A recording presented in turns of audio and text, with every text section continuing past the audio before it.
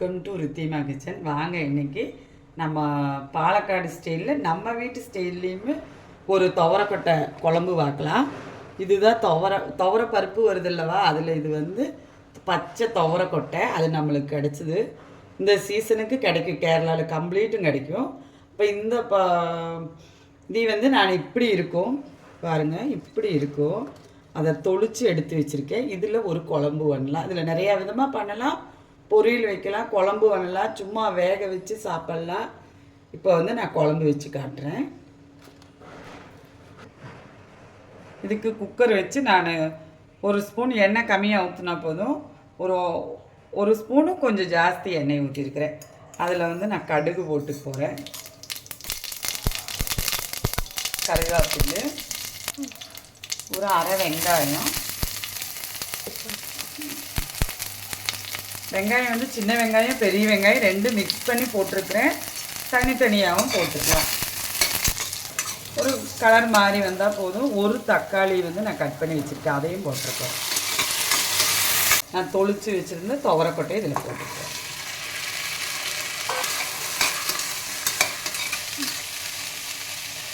இந்த டைம் வந்து இந்த பயிர் வேகிறதுக்கு உண்டான தண்ணியை ஊற்றிடுறேன்.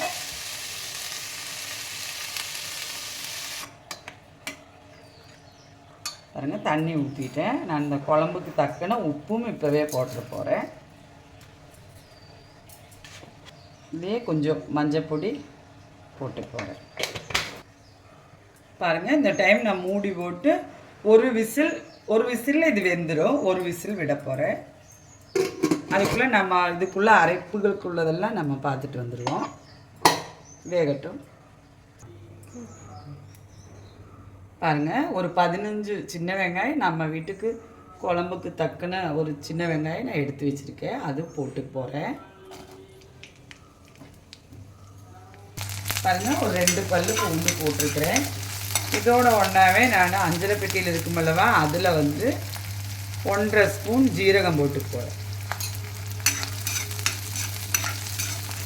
வேறு எந்த மசாலும் வந்து நான் இதில் போடலை. நீ மல்லிப்பொடி, மிளகா பொடி, தேங்காய் மாத்திரம் தான். ஒரு கொத்து கருவேப்பிலை.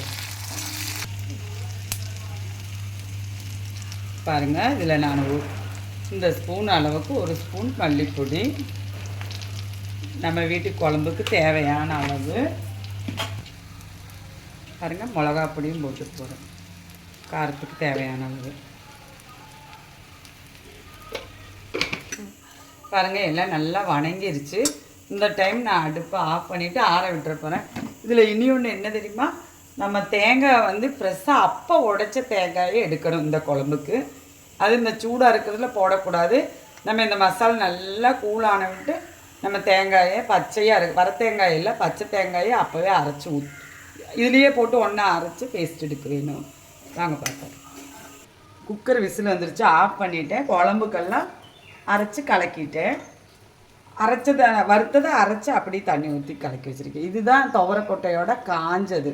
இதுக்கு வந்து நம்ம புளி ஊற்றணும். பச்சைக்கு நம்ம புளி ஊற்ற வேண்டிய தேவையில்லை. பாருங்கள், நான் போட்டிருந்த துவரக்கொட்டையில் நல்லா வெந்துருச்சு. பாருங்கள், நல்லா வெந்துருச்சு. இதை வந்து நான் குழம்பு கலக்கி வச்சுருக்கிறனாலவா அதை மண் பண்டத்தில் வச்சுட்டு இங்கே இதை வந்து இப்படியே ஊற்றிருக்கிறேன். இதில் நிறையா வெரைட்டியாக செய்யலாம். இதுதான் பாலக்காடு துவரக்கொட்டை குழம்பு ட்ரெடிஷ்னல் டிஷ். பாருங்கள், இதுதான் பாலக்காடு ஸ்டைல் துவரக்கொட்டை குழம்பு. இதில் நிறையா விதமாக வைக்கலாம், குருமாவும் வைக்கலாம்.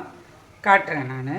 இதில் நீ ஒன்றுமே போட வேண்டாம். இது குழம்பு ஒரு 3-4 கொதிச்சிச்சுன்னா நம்ம பரிமாறலாம். பாருங்கள், உப்பு காரமெல்லாம் வந்து இந்த டைம் நம்ம பார்த்துக்கலாம். இந்த குழம்புக்கு வேறு எதுவுமே போட வேண்டாம். எல்லாமே நம்ம போட்டுட்டோம், தாளித்து விட்டுட்டோம். இது வந்து அப்படியே இறக்கி பரிமாறலாம்.